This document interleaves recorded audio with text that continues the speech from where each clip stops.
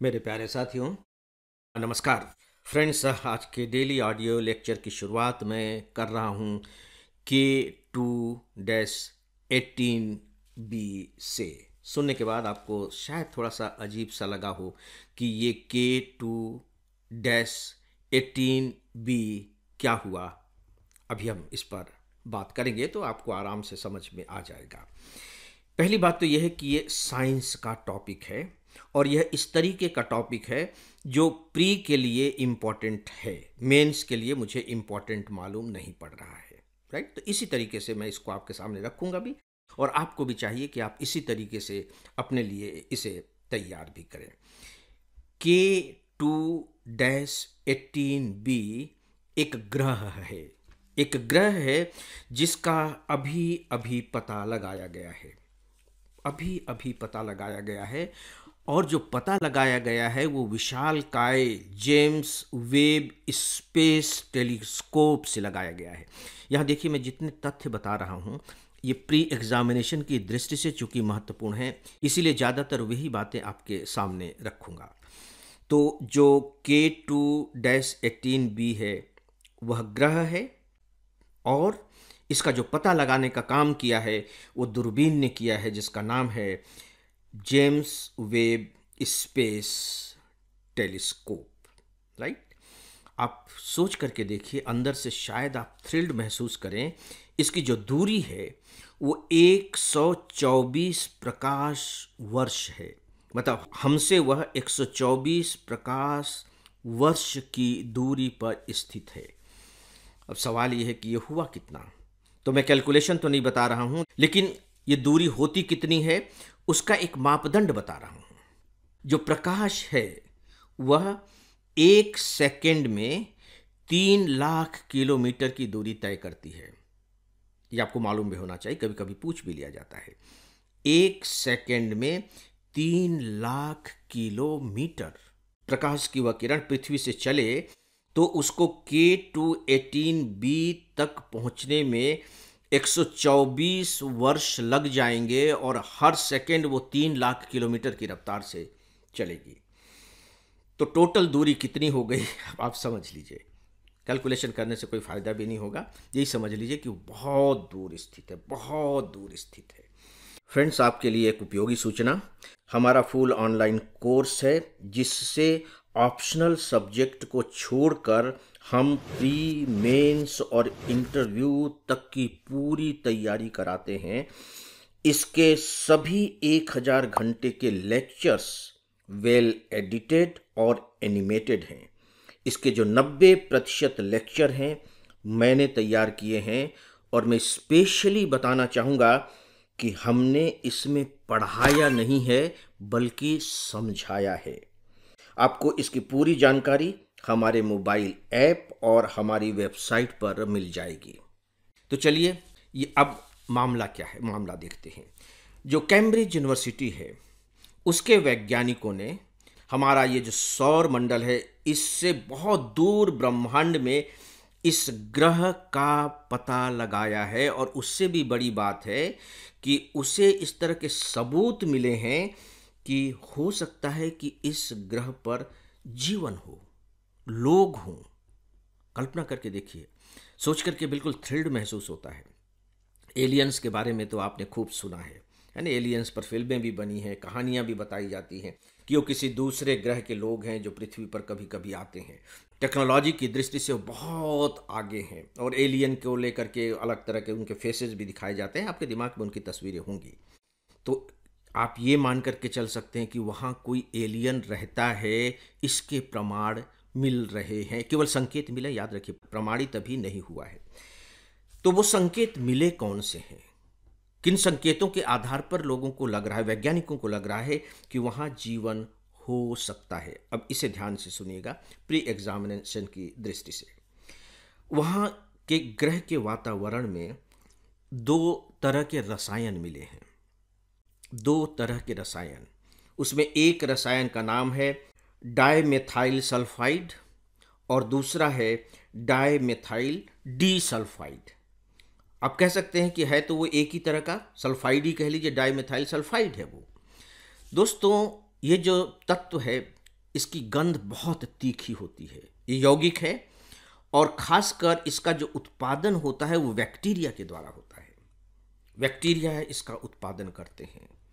तो चूंकि ये दोनों तत्व वहाँ मिले हैं तो लग रहा है कि डेफिनेटली वहाँ बैक्टीरिया होगा, वहाँ जीव होगा, तभी ये दोनों तत्व उत्पादित हो रहे हैं, अदरवाइज ऐसा नहीं हो सकता। तो बस इसी आधार पर यह कल्पना की जा रही है कि वहाँ जीवन हो सकता है। अब इस पर रिसर्च जारी है। यहाँ आपकी जानकारी के लिए या गर्व महसूस करने के लिए मैं एक बात आपको बताना चाहूँगा कि कैम्ब्रिज यूनिवर्सिटी में जिसके नेतृत्व में ये सब खोज की जा रही है उसका नेतृत्व करने वाले हैं डॉक्टर निक्कू मधुसूदन। निक्कू मधुसूदन ये भारत के हैं। बीएचयू से इन्होंने बीई की डिग्री हासिल की थी। बाद में फिर वो एमआईटी चले गए, वहाँ से उन्होंने पढ़ाई की और अभी ये कैम्ब्रिज यूनिवर्सिटी में प्रोफेसर हैं और केवल 45 ईयर्स के हैं। उनके नेतृत्व में इस प्लेनेट की खोज हुई है और आगे भी जो रिसर्च होंगे इनके नेतृत्व में होगा। तो सच पूछे तो ये हमारे लिए एक गर्व की बात है। दोस्तों, अब जो दूसरी खबर है वो प्री और मेंस दोनों ही दृष्टियों से इम्पॉर्टेंट है। दोस्तों, आपने अखबारों में पढ़ा है कि हमारे यहाँ के 2 ग्रंथों को memory of the world register में शामिल किया गया है और इसे शामिल करने का जो दायित्व है वो यूनेस्को का है। यूनेस्को के बारे में आप जानते हैं। विश्व धरोहर दिवस पर विश्व धरोहर के रूप में हमारे इन दोनों ग्रंथों को शामिल किया गया है। मैं रिपीट कर रहा हूँ, नाट्यशास्त्र जो भरत मुनि जी का लिखा हुआ है और गीता, श्रीमद् भगवत गीता, पूरा जो नाम है श्रीमद् भगवत गीता है, वह व्यास जी के द्वारा लिखित है। जब मैं भगवत गीता की बात कर रहा हूं तो आपके दिमाग में यह बात बहुत क्लियर होना चाहिए कि भगवत गीता अपने आप में इंडिपेंडेंट उस तरह से ग्रंथ नहीं है जिस तरह से नाट्यशास्त्र है। भगवत गीता बेसिकली महाभारत का ही एक छोटा सा अंश है। ठीक उसी तरह से जैसे आप देखिए कि रामचरितमानस और सुंदरकांड अलग से भी बिकते हैं। सुंदरकांड का पाठ भी होता है तो लोगों को लगने लगता है जैसे सुंदरकांड कोई अलग से रचना हो, जबकि वह रामचरितमानस का ही एक अंश है। ठीक यही स्थिति भगवत गीता की भी है। गीता के बारे में मुझे बताने की जरूरत नहीं है। दोस्तों, यहाँ जो एक और महत्वपूर्ण बात है वो ये है कि हमारे देश के अब तक 14 अभिलेखों को इस विश्व स्मृति रजिस्टर में शामिल किया जा चुका है। 14। मैंने अभी रामचरितमानस की बात की, रामचरितमानस भी इसमें शामिल है।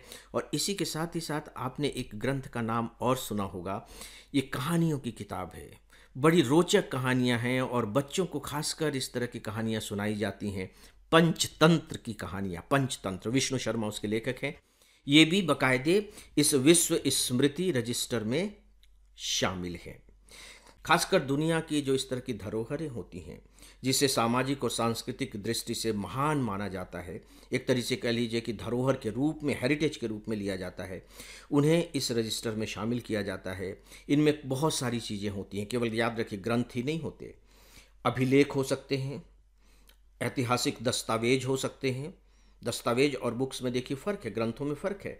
दस्तावेज हैं, किसी के पत्र भी हो सकते हैं, कुछ भी हो सकते हैं। हो सकता है कि वो किताब के रूप में ना हो तो ऐतिहासिक दस्तावेज हैं, पांडुलिपियां हैं, दुर्लभ पुस्तकें हैं, चित्र हैं, फिल्में हैं और यहाँ तक कि ऑडियो रिकॉर्डिंग्स भी हैं। किसी की आवाज़ आपको रिकॉर्ड करनी, हम नहीं जानते कि हो सकता है कि आगे चल करके किसी समय में आइंस्टीन की जो आवाज़ है, हमारे गांधी जी की जो आवाज़ है, ये सब इस मेमोरी रजिस्टर में शामिल हो जाए। We don't know. तो दोस्तों, ये हमारे लिए सच पूछिए तो बहुत गर्व की बात है कि हमारे इन दोनों ग्रंथों को इसमें स्थान मिला है। इसका मतलब यह हुआ कि विश्व इन दोनों ग्रंथों को पहचान रही है। यहाँ मैं गीता के बारे में तो आपसे ज़्यादा चर्चा करने नहीं जा रहा हूँ क्योंकि गीता के बारे में आप जानते ही होंगे और मैंने बाकायदे गीता पर एक पुस्तक भी लिखी है, गीता का ज्ञान।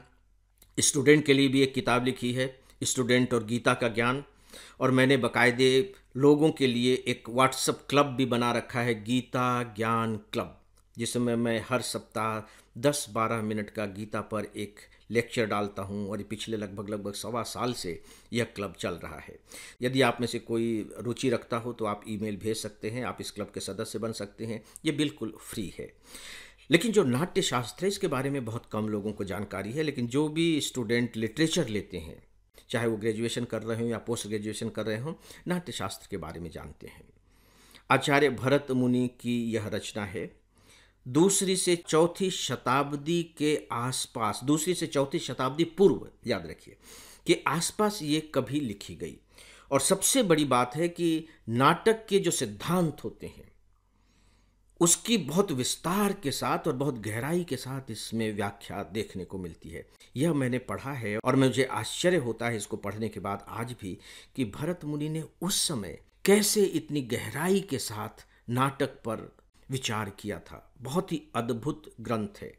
नाटक में क्या क्या होना चाहिए और नाटक के बारे में उन्होंने जो साधारणीकरण का सिद्धांत दिया था वो तो दोस्तों अद्भुत है कि कोई भी नाटक कैसे किसी को प्रभावित करता है।